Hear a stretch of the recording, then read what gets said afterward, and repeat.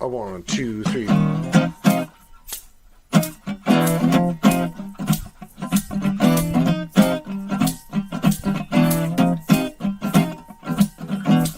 Gonna walk that promenade, yeah, we're gonna rock that promenade, be the talk of that promenade, looking for a star drifter, not a shapeshifter, lots to do and more to see, sweet sticks from a jump tree, oh, oddities, opportunities, free advice, but not for cheapo gambling wheels, shaded deals, meet me back here tomorrow, please.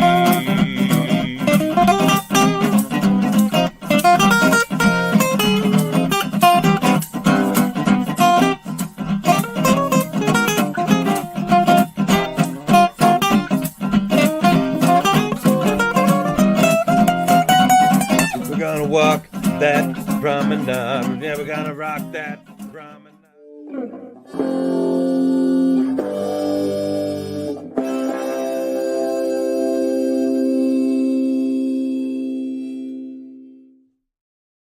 Hello and good evening for this Monday, January 8th, 2024. Star Trek Deep Space Nine, Season 7, Episode 7, once more unto the breach is over, and it has been for 25 years or maybe even 26 now, but we're just getting started here on Live Long and Podcast for our review sometime later since it came out. I'm Dave Mader, live stream here on Facebook, YouTube, and on Twitch, joined with the great panel once again to talk about another episode of Deep Space Nine.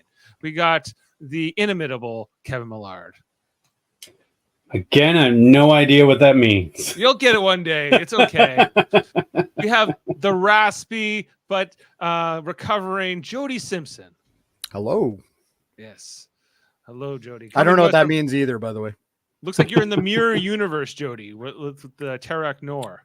You know, when you're an S tier villain, you get to be wherever you want to be. You hang out in the mirror universe, of course. I understand. That's right. Yeah. Okay. And coming to us, maybe from the Prime universe, he don't mention the name of core to him whatsoever. It's Adam Woodward. Hey guys, happy to be here, and number 2 of the new year. This is fantastic. We're back again. Yeah, well, glad to be back. Glad to be talking Deep Space Nine, and yeah, let's who I can't remember exactly who was here last week. I know Jody wasn't. It wasn't me. It was me and Kevin and you. All right, okay, so just the three of us last week talking about that episode. It was called Treachery, Faith in the Great River, which had this other Wayoon. This episode more Klingon focused. You know, more about Worf, Martok, a little bit about Ezri. And Quark's pursuit of her or something. So we're going to talk about all of that. Spoilers if you haven't seen this episode from 25 years ago. We're assuming you have. So we're going to talk all about it. Guys, let's go around just initial impressions, starting with Kevin. Where is once more unto the breach going in? This is great. It's a great story. You get a little Dominion War, but it's still in the background, right? And you get the end of Core, and you get a nice little backstory for Martok. I like it. I think it's great. Yeah, I'm kind of with you. Jody, how are you feeling about this? I think it's a good episode. I think it's one of the better Klingon-based episodes, especially of this series. But I think the only thing that is not the greatest in this episode is probably the ending and anything Dr. Bashir says.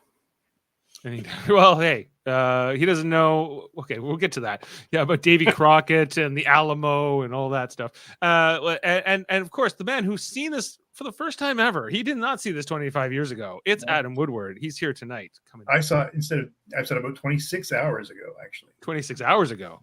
So, is he watching? So, I got to tell you guys, like, this is episode 7 of this season for us. I'm in now. Like last week was good. This week I'm good. I quite Next enjoyed week's it. even better, in my opinion. I warn you though, there's going to be some rough roads ahead. It's okay. I can deal with it now, Jody, because I was getting worried. We get to number 5. Yeah. There are some good episodes this season. Yeah, but there are some less there's 26 episodes in this season, so yeah, we're 7 in, and I wouldn't say we have 19 10 out of 10s coming at us here. No. But there's a lot of great episodes, and I think There is some good episodes. Yeah. this episode was again better than I remember it. From 25 years ago. I've seen it again here and there, but I remember watching it the first time and going, oh, I don't like what they're doing with Core. The fact that he's sort of like this man who's sort of losing his marbles. He's not, his mental frailty is showing. Most Klingons don't even live to his age, so we never even see this, but he's got a bit of senility going on in this episode. But now, as you know, being older, I'm like, oh, I really like this episode a lot more, and I see, especially how Martok, how he's in fact changed by it, how he tries to like go in and mock Core after this whole exchange, and then he's like, I took no joy from it. It didn't do anything. I thought about I thought about getting that over on him for 30 years, and then I did, and then I didn't like it. Right. So some good stuff in here. Just the stuff I hate.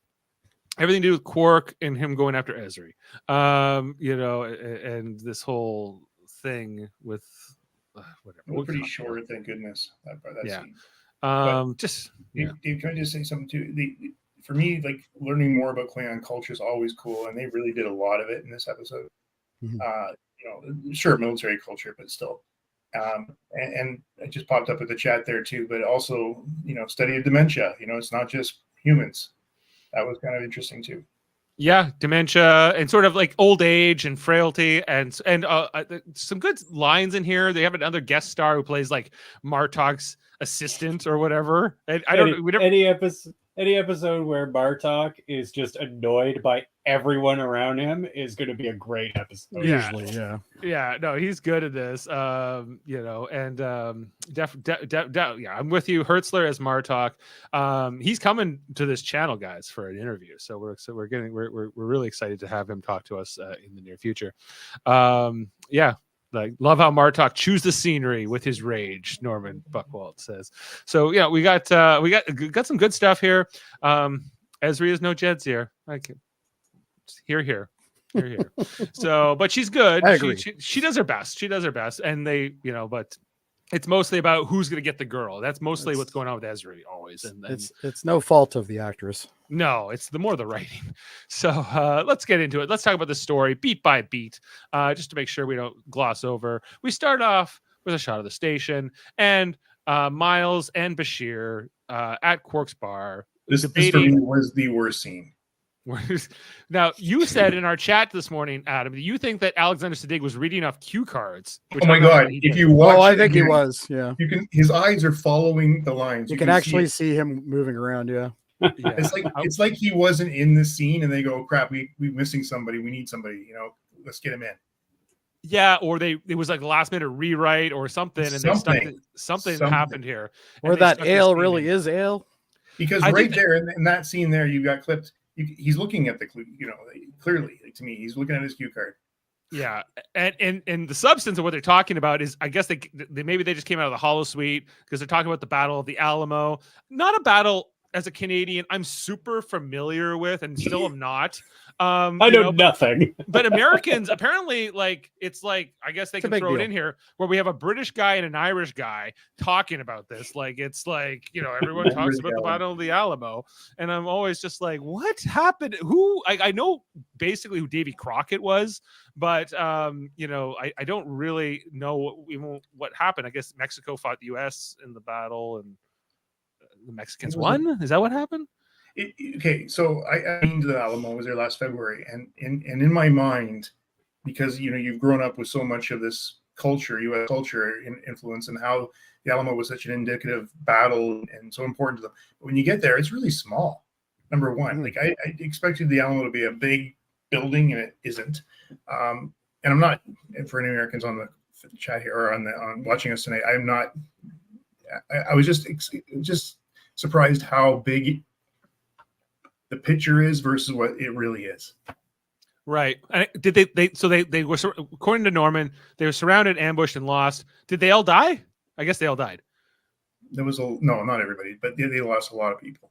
A lot of people died, and because It was a standoff. It was a standoff they didn't need to make. They could have basically retreated and fought another day, but they basically made the decision to stay and fight.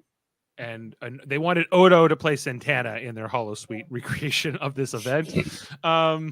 Anyway, so they're debating whether or not Santana would have executed Davy Crockett, who was like Santana being the Mexican general, I guess. And then Worf goes, "You're both wrong."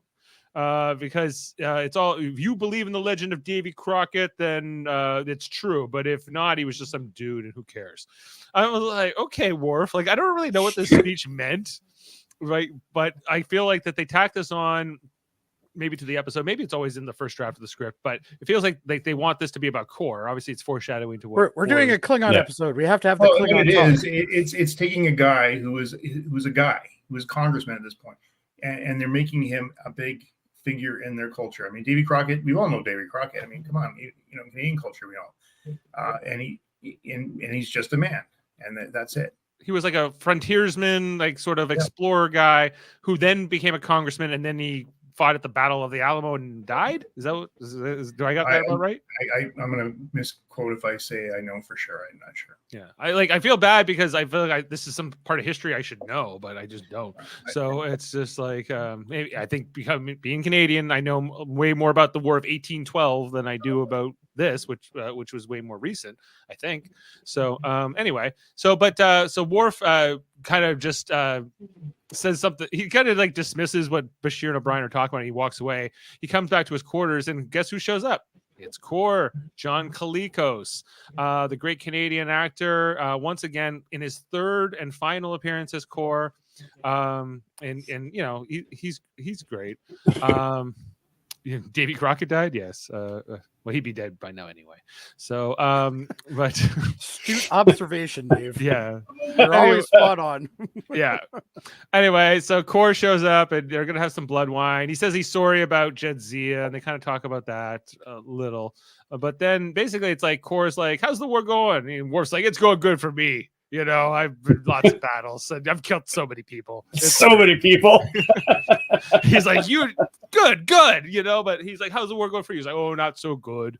I'm not. No one will give me a ship. I've made too many enemies over my life. I've killed only 18 people. Yeah, I've killed not enough of the right people or something."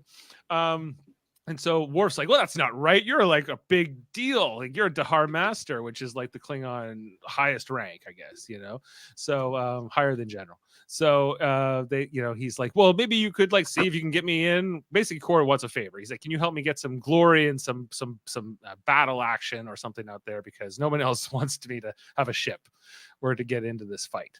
So Worf says, "Okay, I'll talk to Martok about it. No problem, right?" Martok, or Core, is very grateful. So then we get over here and we meet, we catch up with Martok and his assistant, who he can't wait for the day to get rid of him. Where's my little thing here? "There will come a day, Derek, when your services as my aide will no longer be required. I look forward to that day with great anticipation. Until then. Because he's getting, basically, you see like some of the less glamorous parts of being a general in a war is you do a lot of paperwork. You're filling out reports and signing things. He's very reminiscent of Jeffrey, the butler on Fresh Prince. Yeah, he is. Side remarks all the time. Right. Well, I like this as a character. I don't think we ever see after this episode, but he's really fun in this episode. He reminds me of that guy who was like Grilka's like butler in Looking for Parmok in All the Wrong Places, and like sometimes I just really like these old Klingon guys who aren't like, we're gonna fight. They tend to they're a little bit more rounded as a character because they don't have all that like young aggression. And when they lose their strength, they get more snark. They get a little snarkier and they're a little like whatever. But like, here's my are these military guys? Because are they just civilians? Like, I mean, that was another thing they touched on too. Civilians working on the ships, right? During they were talking about well, Martok's obviously a soldier, but I don't think that his aide is necessarily in the military. So he doesn't seem to be. He doesn't wear armor or anything. He just. But yet he goes on missions. Yeah, so. But he's like his executive assistant or something. So No, he might be. But again, this is something we've never seen before. I think it's kind of Yeah, it's a little bit odd. Yeah, like he is a secretary basically, and it's like you don't think of a Klingon filling out paperwork. But they got to have it. You're right, though. Somebody's got to do it. It's got to happen. But Klingons don't usually form alliances with humans, right? And it's the humans that want the paperwork, right? Like, hey, we're trying to get you to sign like these repair requests from the Starfleet wants you to sign these and whatever. And Martok is obviously incapable of it. Like he just he will never do it on his own. But isn't that what officers do? That's the whole officers. They hold the office to do the paperwork. That's right. Right. If you want your ships fixed, you got to do this. Right. Anyway, so Worf shows up. They get rid of the buddy there, like the assistant. He leaves, and I just love Martok's like line here. It's a pity Captain Sisko frowns on summary executions. it's a pity Sisko frowns on summary executions, because he would totally kill that guy, his assistant guy, for his insolence. And he says, hey, listen, my buddy Kor came to see me. And he's like, Kor. And then he just loses it. He's like, I won't give Kor a ship. Kor can eat shit and die, basically, is what he says. And he's like, we don't want to talk about it. Get out of here. Not another word. Not another word. Do you hear? Not one word. Before I forget, we are brothers. And then he throws Worf out of the room, and Worf's like, sheesh, what the heck was that? And that's our teaser, right? So to get into the episode, as we mentioned, the episode called Once More Unto the Breach, a quote from, I believe, a Shakespearean play. I don't know which one, but I know it's a Shakespeare.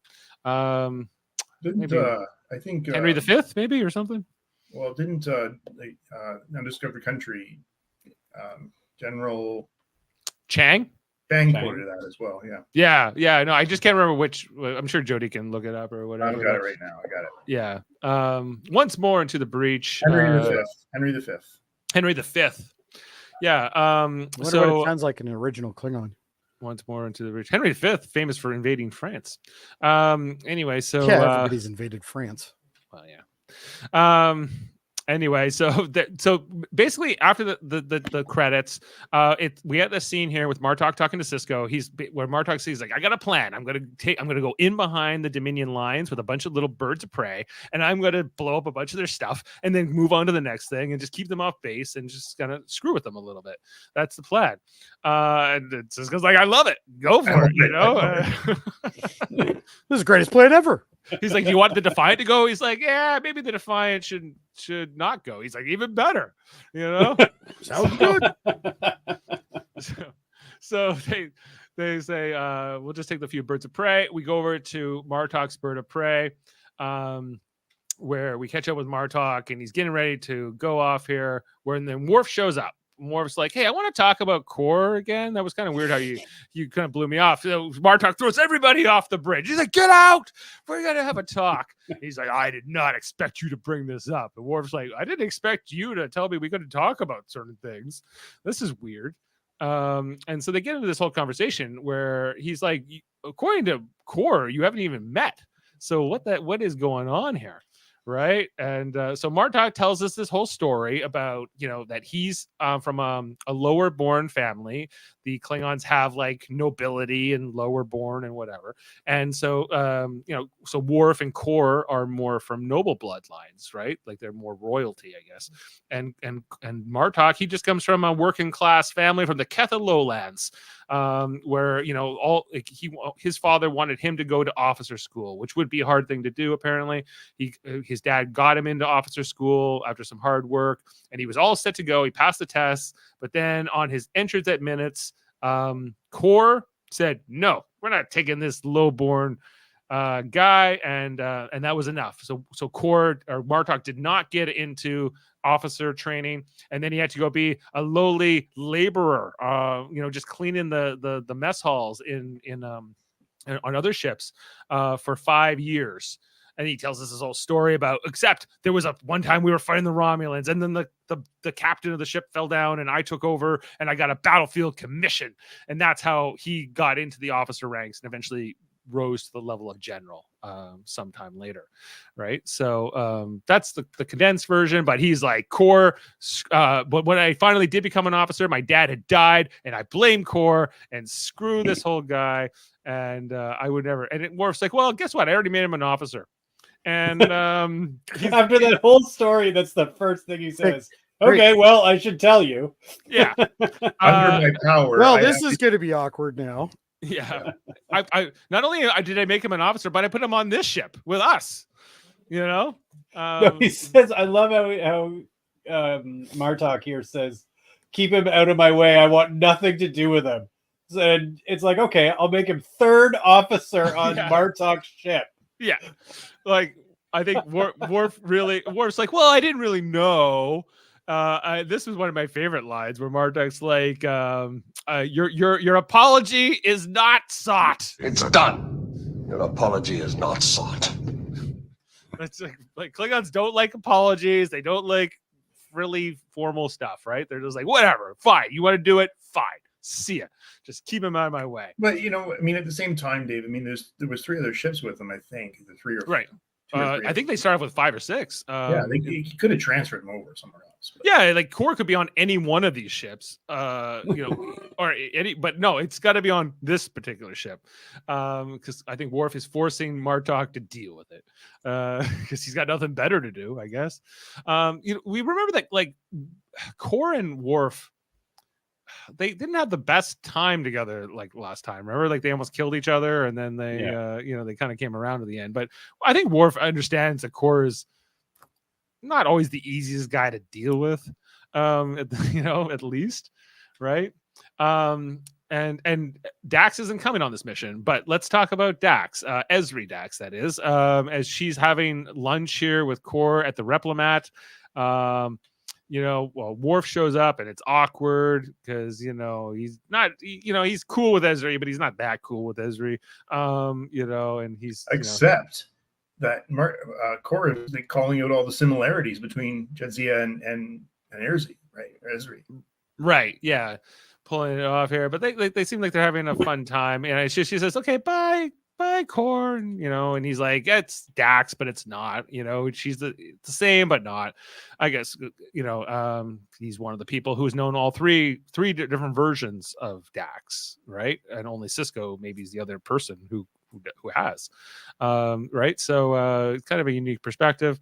Anyway, so Worf comes and tells him the news. He's like, well, so Martok says you didn't put him into officer school because he was some low guy from the Catha Lowlands. That's not honorable. That's not cool. And Core's like, I don't even remember that. Like, but come on. He probably did it. He's like, I probably did it. And he probably deserved it. Like, so come on. He's like, come on, Worf. You and I are of the blood. We are of the nobility. Like if Martok's Klingon, he should get that, right? But he's like, well, he doesn't. He doesn't get it. He doesn't get, whatever. And he's like, well, that's kind of his problem. But he's like, anyway, like, come tomorrow to this ship. I can't remember the name of it, the Chitang or something. Meet me on there, and we're gonna be third officer. And he's like, well, okay, that's fine. Then the first warning is right here. What ship did you say again? What was the name of that ship? And he's like, the Chitang. He's like, oh, okay, yeah.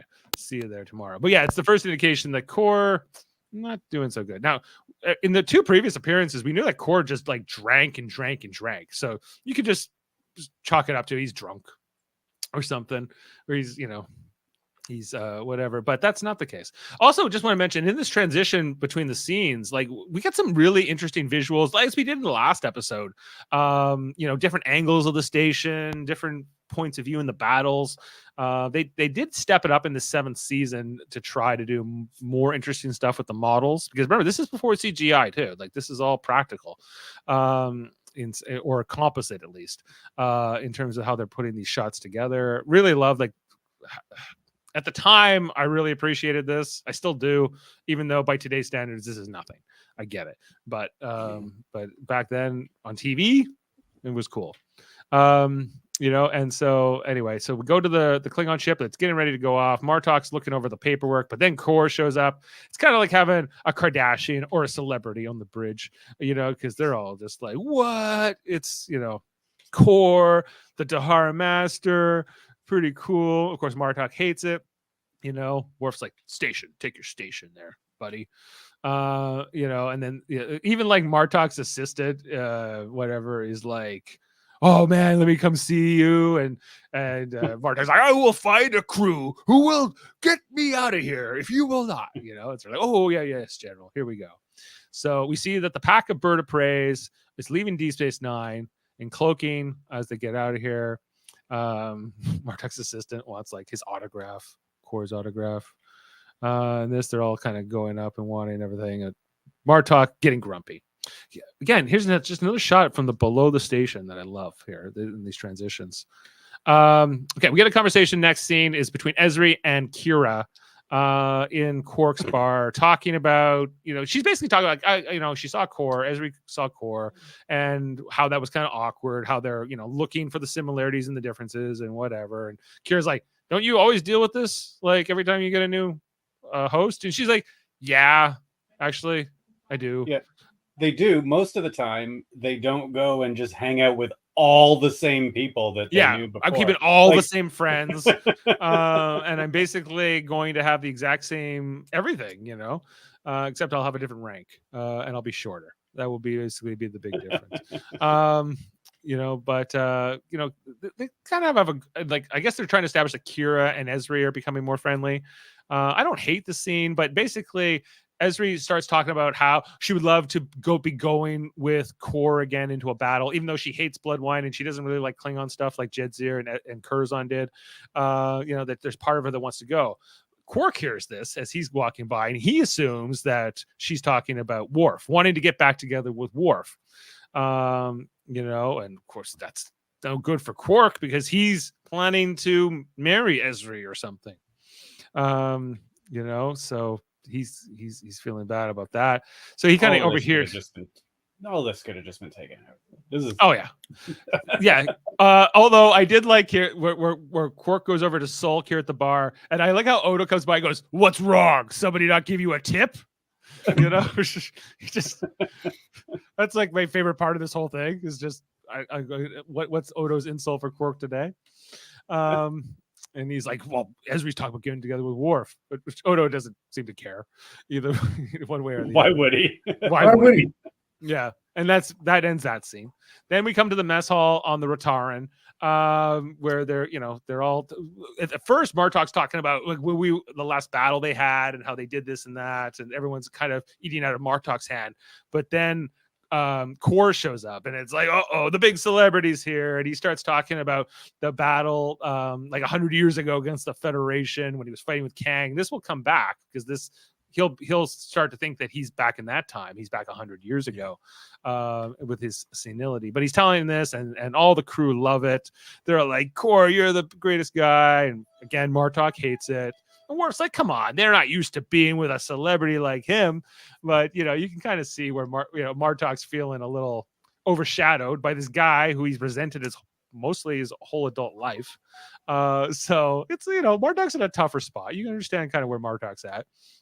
As Kor's kind of eating it up, but things will turn here eventually against Kor. We'll get to that. But right now everyone's loving him. Is this where Martok's like, keep him out of my way? And then we see the second sign here where Kor, after like this thing in the mess hall, he's like, where am I going?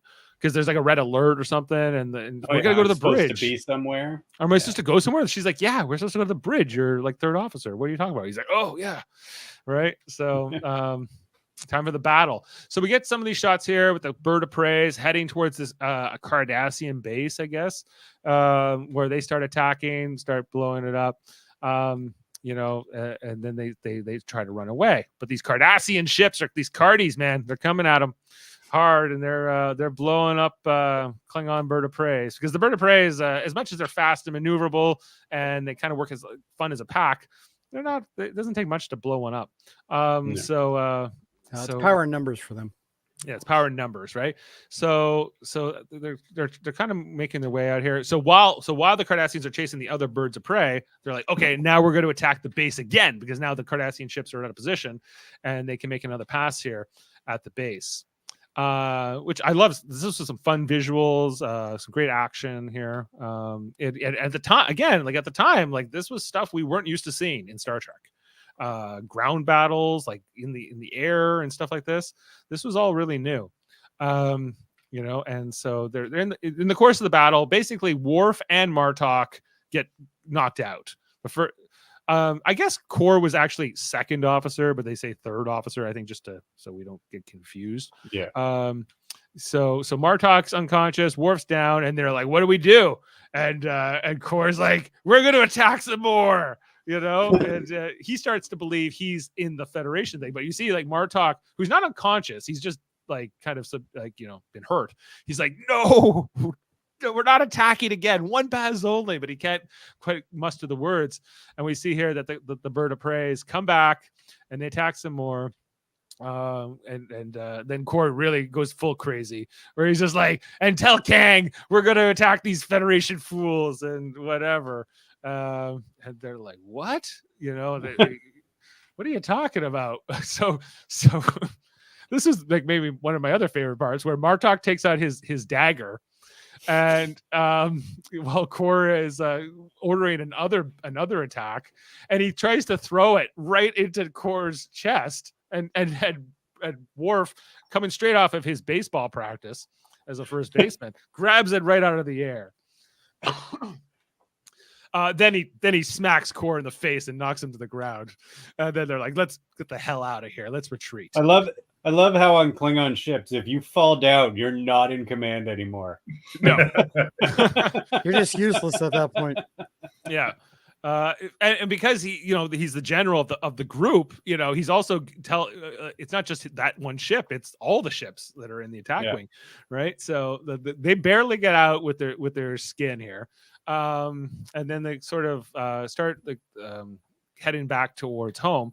Martok's like, get that guy off the bridge, and we see here that Kor has been wounded. He is, he kind of knows he's screwed up here pretty soon. He kind of his delusion, his dementia fades somewhat quickly. And that's the transition.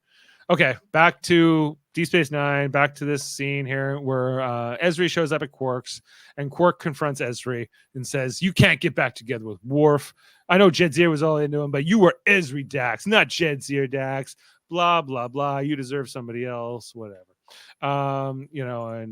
Eventually she realizes that, he's mistaken.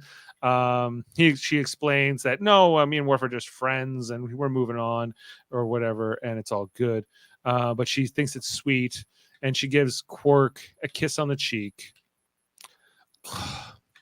And then she says thanks, I guess. And then Quark goes over to Jake, who I don't remember the last time I saw Jake, but it's been a while. And this is all he does in the episode. This is it. This is how useful his character is. Yeah.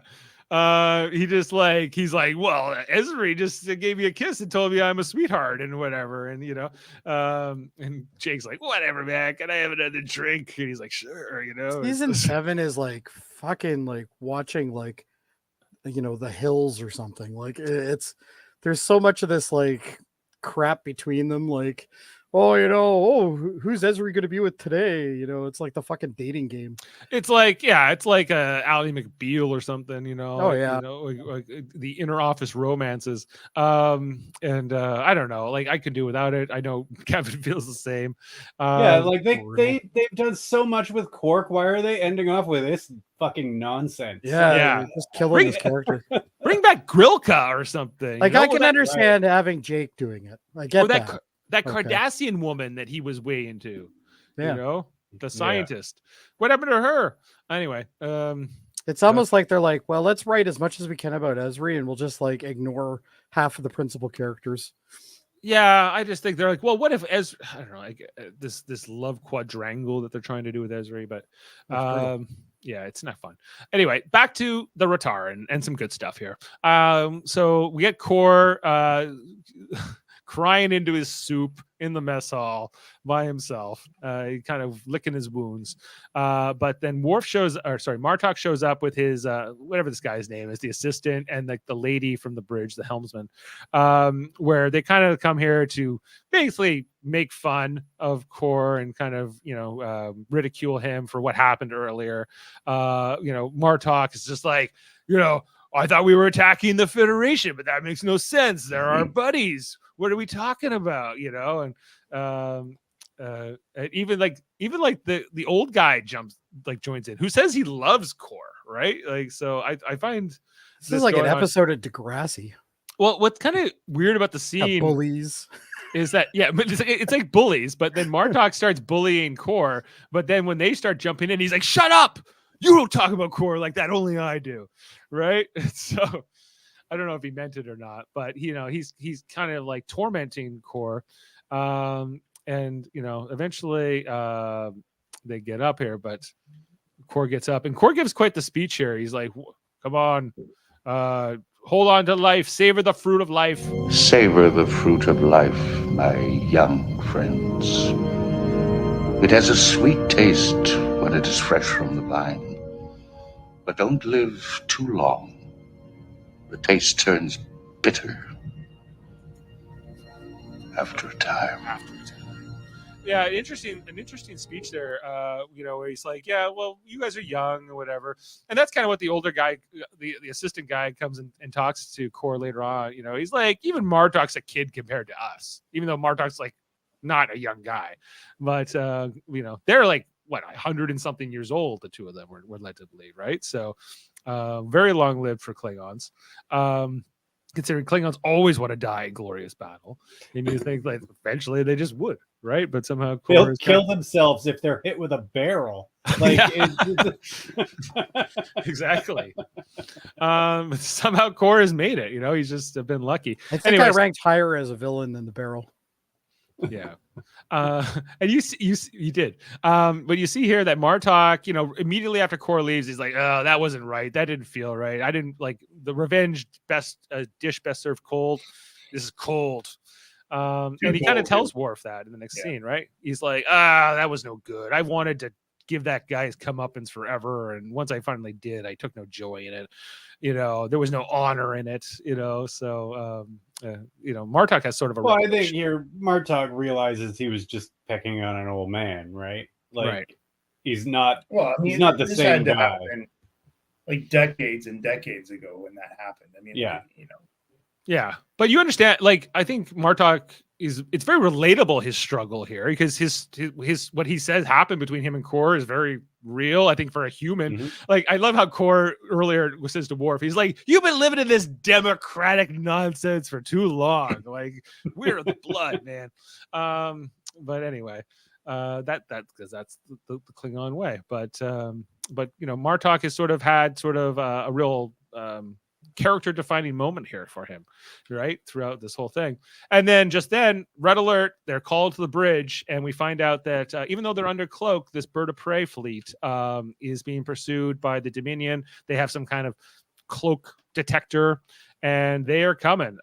10 Dominion ships are coming after them, and it's probably something to do with an exhaust port. Yeah, probably a tailpipe. It's always an exhaust port. Yeah, and the Dominion ships are faster. They will overtake the bird of preys in like 2 hours, but the bird of preys are not going to meet up with the Defiant and the Federation fleet for 3 hours. So this is no good. So Worf comes up with this whole plan here. He's like, "Well, what if we took one of our bird of preys and we turned it around, we did a graviton burst that could knock them out of warp for a second, because they only have to knock them out of warp for a few minutes to slow them down enough that they won't be able to catch up to them." But one ship against 10, and how's that going to work? We're told from earlier in the battle that the captain of one ship is dead, so and one of the other ships that survived, its deflector is too damaged, so it has to be this ship and whatever. So Worf's like, "I'll do it, I'll take it," but it's a suicide run. This is a suicide mission. Like, whoever does it won't make it. And Worf's like, "I just need me and 5 volunteers." Or 6 volunteers. Again, Worf's always willing to give his life. Always. And Martok's like, Yep. Okay, sure. I'm willing to go with this plan, begrudgingly, so they kind of sign off on it. And then this is where Martok's assistant, I feel like I should know his name. He plays a pretty significant role now in this episode. I think his name's Darrock or something. Garrock or something? Darrock, I think. Darrock. Yeah. Anyway, he goes to visit Core, who's kind of just laying in bed on his shelf, I guess, because they don't have beds on Klingon ships. And he's like, "Hey, remember the good old days and these kids and whatever?" He's like, "Yeah, I remember. I miss the good old days. Why are you here, buddy?" He's like, "Just to let you know that they're all young and they're dumb and don't worry about what's going on. Even Martok, who's a great guy and certainly a grown up, he's a kid compared to us, and they don't know." I think what he says here about the young are They are quick to judge, but slow to forgive. They still have much to learn. Yeah, quick to judge and slow to forgive, and that's true. I think that's true of all young people. And as you grow older, you those things soften, right? And he was like, he's like, but guess what? Worf is going on a suicide mission. Look at the plan. He goes, it's a good plan, but Worf isn't experienced like you are to do it. Like only an experienced, only like 100-year-old guy could do this plan, right? He's like, only 100-year-old guy that has no idea where he is, could ever execute this plan, right? It's like a real kind of a risk here, But this guy who 5 minutes ago was part of the bully gang is now, he's like, say, Core, this is your chance to have your last blaze of glory. Once more into the breach, right? And he's like, yeah. So, and I think it makes sense here for Core to want to take on this mission. So, he catches up here with Worf as Worf is heading to the transporter to take on the ship. He's like, okay, when you get to Stova, Core, make sure to say hi to Jedzia for me, and blah, blah, blah. And he's like, oh yeah, will do. Goodbye, my friend. And then he just gives him the hypo spray. I think that's the first time we see a Klingon use a hypo spray. No kidding. Yeah, but I think it's the head. No, I think it's great. It shows that Core no longer has the strength. That's exactly right, Kevin. Yeah, young Core would have hit him over the head, but this Core is like, no, I'm just going to try to get him with the hypo spray. So Worf's out for the count, and he's like, I will say hi to Jedzia when I get to Stova Core. How you don't want to date anybody else but her. You're only for her. Blah blah blah. And whatever. It's kind of a nice little goodbye he says to Worf there, and then he gets in the transporter. And this is the end of Core. This is the last we'll ever see of him. He beams away because we don't actually see him in command of the ship during the battle. Which sucks. Yeah. But this battle scene was cool because they didn't need to show it, and it was like it was a story told. Yeah, like we see him take the bird of prey and then go to warp, but we don't see him. Like you think like the other 5 guys who were over there were expecting Worf going, what are you doing here, right? And like that could have even been a scene, right? But they leave that out. What's his name again? Dartag. He shows up again on the bridge with a bottle of blood wine. Martok's on the bridge, really? And I'm like, Martok is saying this? Like, Martok is always talking about blood wine. It's hardly ever there's an episode where he's not angry that he doesn't have a better vintage of blood wine. True. Yeah. But I think that maybe the impending doom of this, like that these Jem'Hadar ships are going to catch them, maybe is keeping him sober. I don't know. Well, I think the other thing is it's kind of to say like he doesn't really have any confidence in Core either. Yeah, well, he doesn't know it's Core yet. He thinks it's Worf. Well, that's true. Yeah, he doesn't know yet. Yeah. And the guy's like, if he dies, you can drink to his courage, and if he succeeds, you can drink to his courage. So let's just drink, and so he kind of gets him to pass it along. We find out here. So the woman on the bridge, she gives like this report that the bird of prey is engaged. We don't get to see any of it. It's just explained to us that somehow they're keeping those 10 Jem'Hadar ships at bay.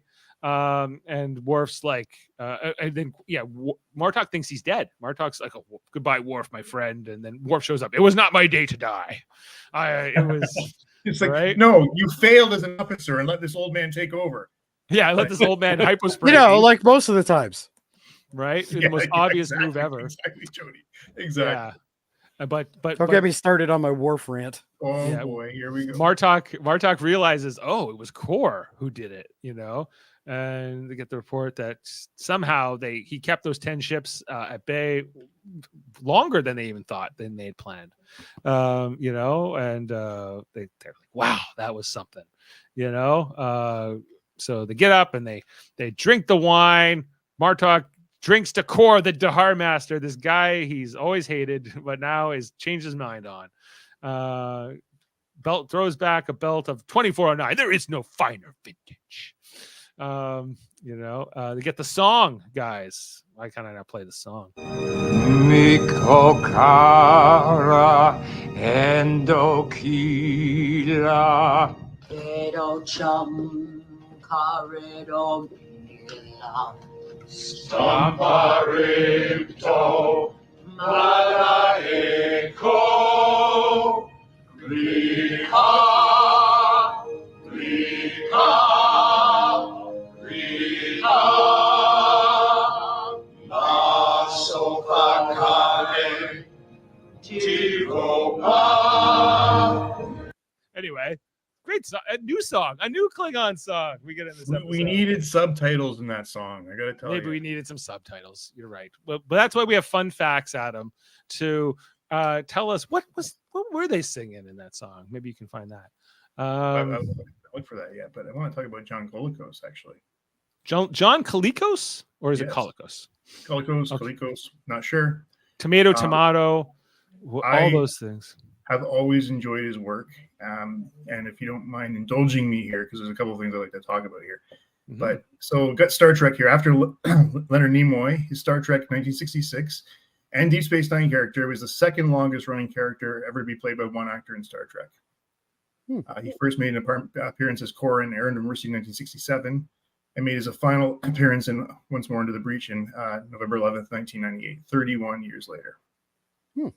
Yeah, like I really like the way they used him in all three of these episodes. When you're looking back at the Blood Oath episode where they bring the three of them back, Kang, Core, and Koloth, and then they choose to keep Core alive at the end of that story, and then they bring him back these other two stories. It's like kind of like, did the other two need to die as well? It would have been interesting what they could have done with them as well.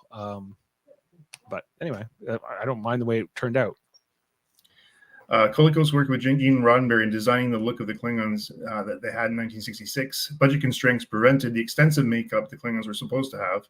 So Colicos suggested the leathery Genghis Khan look, dark skin and hair. He played the first Klingon commander ever seen on Star Trek. And this is where I knew him before even Star Trek. But in addition to the appearances of Core in Star Trek 1966, he essayed another popular science fiction character, Baltar, in the original Battlestar Galactica. Oh, he's the original Baltar too. Yeah, that's right. Yeah. And big fan of that myself. Here's the Canadian connection. He's pictured as a Commander Core on one of the 5 commemorative postage stamps celebrating the 50th anniversary of Star Trek, issued in 2016. Which is also cool. And the other stamps were Shatner, Nimoy, James Doohan, and DeForest Kelley. And another Canadian connection, because this is important, his closest friend, one of his closest friends was Lorne Greene, who he performed a 1952 Canadian radio performance of The Heart of Darkness with. Lorne Greene was also in Battlestar Galactica as Commander Adama. Oh, okay. Because I never watched the original Battlestar. I've only really watched the reboot, the 2000, like the Ronald D. Moore version. Yeah. Although it's interesting that Ronald D. Moore wrote this episode too, and then went on to make that Battlestar show, which has that connection with Colicos. So we'll just move on. But anyway, great actor. Amazing to see. 32 years I said, right? Yeah, 32 years. A question here for you, Adam. Have you ever been to Vulcan, Alberta? Look at that. Sam, I've been there 4 times. 4 times. Yeah. And honestly, if you didn't know to stop, you're going through it. Well, I haven't been there myself. Is it closer to Edmonton? Where is it near? Just south of Calgary, between Calgary and Lethbridge. Okay. And I've only been to Alberta twice, and it was for business, and I was in and out there so fast I never really got to explore. So It's cool to see because you heard so much about it, but it's and honestly, there's a gift shop that I would love to actually get into, but every time I go there, it's closed. So, and I'm with Sam on this one. Ronald D. Moore is an all-star Star Trek writer, one of the best, one of my favorite writers of not just Star Trek, but all science fiction. So. Okay, it's hinted in the conversation. It's hinted in the conversation with O'Brien and Bashir in the teaser that the episode is based on the legend of Davy Crockett at the Battle of the Alamo. There's no hint. It's pretty overt. But in the Battle of the Alamo, did Davy Crockett sacrifice himself to save the rest of them, or like I don't? Is that? He fought to the end and then was captured and then was killed. Right, and that's pretty much it. Okay. Yeah. This is one of Hertzler's favorite episodes. In fact, he thought this was the best script he's ever read on the show. He loved the way Martok gets spiteful and vindictive side, but one that we don't often see of that honorable Klingon warrior. Yeah, like I really like. I think it makes Martok a much more complex and interesting and well-rounded character. You know, he's one of the best characters on the show. You know, like there's like the main cast, and then there's this whole other cast of like the secondary guys, like Martok and Rom and Lita and whoever that are just like their own. They could be like all stars in their own right. They're all-star Star Trek characters, so they have so much depth on this show. It's incredible. Well, and I also like when you consider. I mean, this guy's holding a grudge for, like I said, decades earlier, and that's pretty remarkable. And it's a history, it's a story, and that's the things we don't see too often, right? Yeah, but it's completely plausible. Like, you know, like if someone screwed you over your dream application when you were young and then that guy came up in your life again, you know, like it's completely plausible that this would, you know, if you had the means to sort of stick it to him, why wouldn't you? Right? Yeah. There's the core stamp, by the way. That's cool. Yeah, that's cool. Ronald D. Moore based the rivalry between Martok and Kor on a class issue, mainly due to how each actor portrayed his respectful character in the past. Kor as an aristocrat and Martok as a common soldier who'd worked his way through the ranks. Yeah. Right. Armin Shimmerman, oh my God, I can't believe I just read this because now I'm not hopeful, but Armin Shimmerman sees this episode as setting up his character for the rest of the season. For the most part, the season about Quark either mourning Jadzia or pursuing Ezri. Yeah, Great. it sucks. Such a great character too, and they waste him on this. Like, do different things with him. Like, you know, like yeah. They live between 100 and 150 years. Right, at least, They right? last. That's we've never seen a Klingon die of old age. No. That I can remember. Like, Well, oh no, because the next gen episode, he was being poisoned. But what about those guys on that planet where you remember the Romulans took them and they lived together in harmony and all that? yes, but I don't think they were close to being that old, and none of them died of old age. Right? Like, so they might even live longer potentially, but most don't get the chance. Most die when they're like 20. Because we also know that they reach adulthood super fast. Like they grow faster than humans too. Like from the time they're born to like when they're like adults. With the case of Alexander, isn't he like 9 years old when he like joins the Klingon Defense Force? Something or like something. that, yeah. Something like that. Yeah. Alexander sucks. Well, Worse than Worf, right? Please tell me. Oh, yes. way more. Yeah. the apple does not fall I far from like Jody. some things about Worf. I just don't think he's a good officer. Yeah. I like him. You're I like both wrong. Alexander's. I like Alexander's Deep Space Nine episode.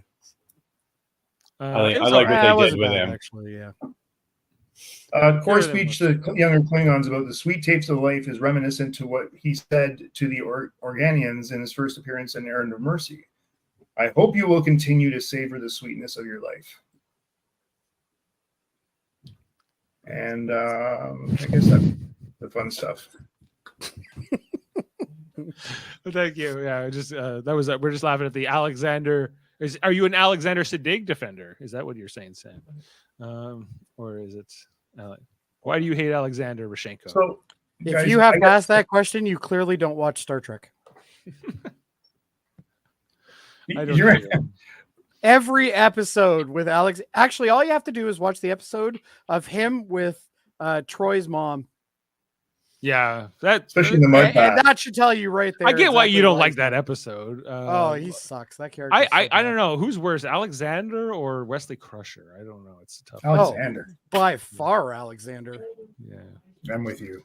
Wesley's at least useful. Even Jake Sisko was annoying at times. Not Kevin's like, It's a tough choice, I tell you.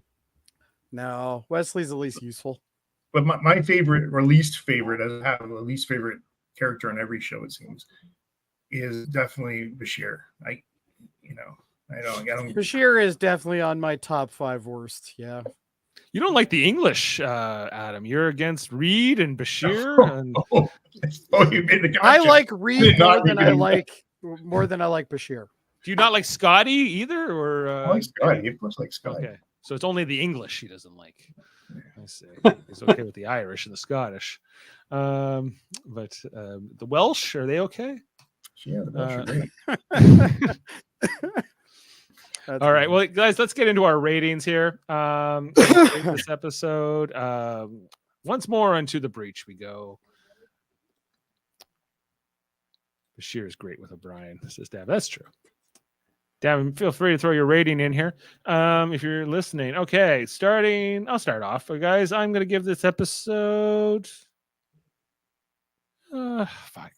See, it's hard because that stuff with Ezra and Quark drives me nuts. So I'm trying to think how much to deduct for that stuff. I'm going to go. Well, of course, Davan says it's a 10 out of 10. I'd say it's about the same for me as last week, 8.5. So I'm gonna go with that. Jody, I think last week's was better. Yeah, I'm gonna go 8.5. I guess 8.5. Adam, I liked it too. Eight's good for me. I could have done with everything except the primary story here. Without everything except the primary story. right? You didn't need the Ezri story.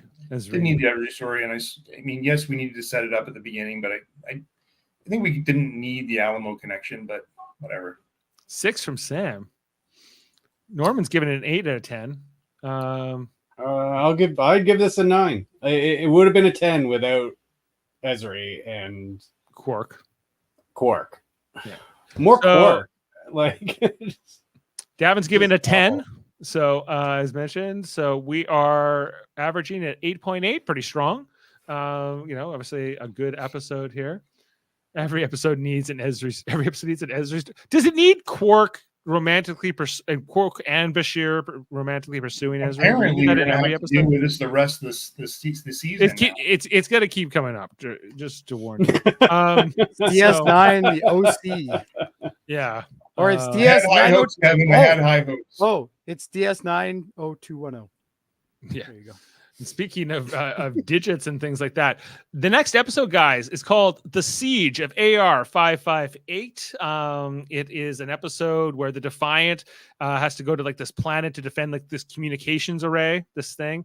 And Quark's there for some reason. He happens to be along for the ride, and things go down. I'm going to tell you right now, I don't know if I'm going to be here, but that is literally one of the best episodes of the season. Well, How does Quark get on these military missions? It's unclear. You'll see when you watch the episode. It makes sense for him to be in the story, but I don't want to spoil it Because he's an arms trader.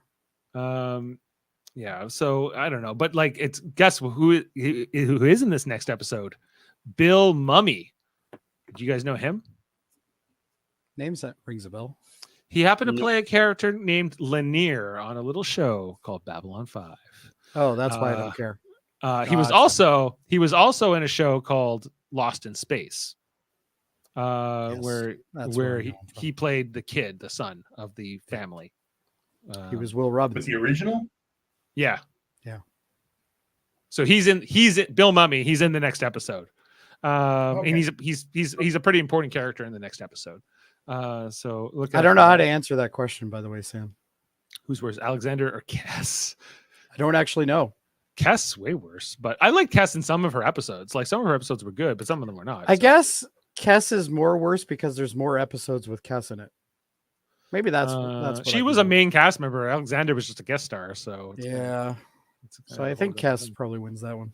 Yeah, I didn't hate Kess. Like, Oh, Kess is terrible. there were times. It was the Kess, Neelix, Tom Paris stuff. Yeah, I didn't like it. any of that. Drove me Yeah. crazy. Yeah.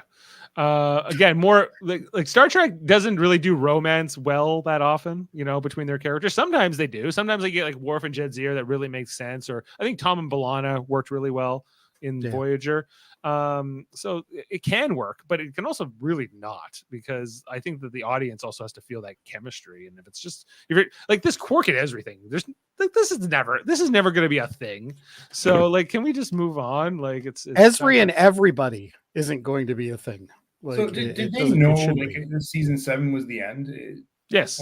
Yes, Yes. they already knew. Right.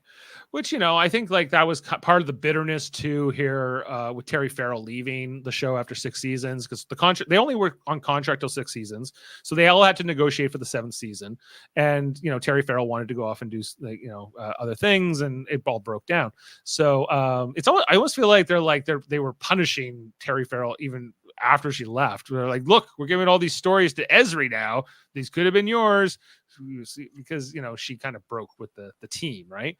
I'm sure the other actors maybe had temptation to go off and do other projects too, but they all decided to sign on and finish it off, right? So we have not begun. No, we haven't. Like 7 Ezri. years is a long time for a show. I mean, to be It honest, is. especially Sure. with 26 episodes and. Oh yeah, it's a grind, and you kind of understand. Like, I think Terry Farrell wanted them to like write her out of the show where she could come back, and they were like, "No, if you're gone, we're just killing you." No, they wanted to kill her. Yeah. Yeah. So, anyway, that's how it went. So, join us for the next episode, guys. I'm looking forward to talking about that one, and then, yeah, I think that they're all good. We got a couple good ones coming up after this. The next one's really good. I think it's probably one of the best ones. Yeah, It might even be one of my favorites of DS9.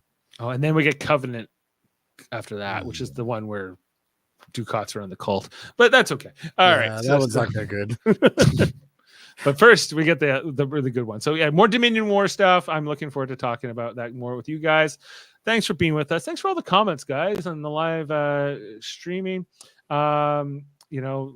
Always glad to have you guys with us. Did you know we were doing an interview this morning on this channel with Dr. Erin McDonald, the astrophysicist? Erin McDonald, astrophysics. That's right. She's the official scientific consultant for Star Trek. So whenever they write Star Trek scripts, like they run them by her and say, is this plausible or not plausible, and what do we have to do? So she does all that. But she's also been like on Star Trek Prodigy. She's been mentioned in Star Trek Lower Decks. She's in canon, so it was kind of a neat thing. So I was on there with the locutors of Trek this afternoon, having a nice chat with her, talking about science, but also just talking about like her appearance. She's in Star Trek Online as well, as a character in the game. So there was a lot of fun. Check out that chat if you have not already. It was a lot of fun. I'm sure Davan will get the shorts coming out and things like that in the near future. Different clips from the episode, and yeah, I think that's all we have on the Live Long and Podcast board at the moment. We did a Star Trek Radio Theater back in December. Go back and listen to that if you haven't already. We are going to be doing another one soon with Steve. We just haven't set that up yet. We're just waiting for Steve to get back to us on the dates. Yeah, Covenant is fun. You should do a Should we do a Norbert for maybe? I don't know. That would actually be pretty good as a radio theater. Maybe, because it is just people talking. So it's well, for the most part, yeah, there's Right. not much going on. There's not much action in that episode at all.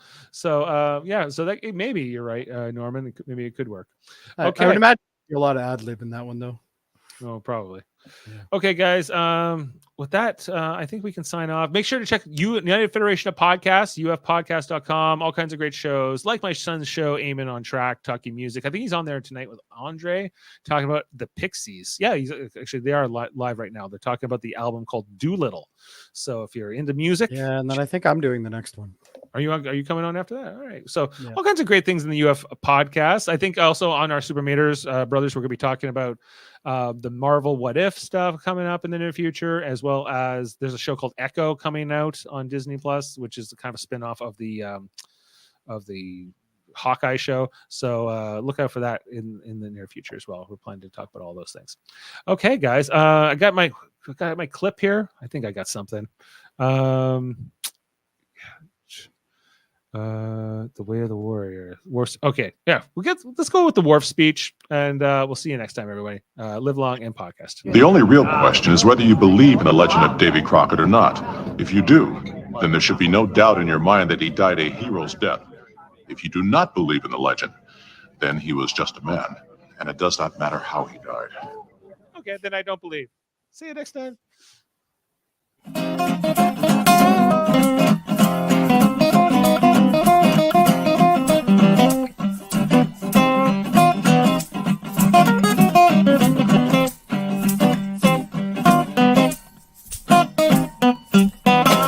Now let's get out of here.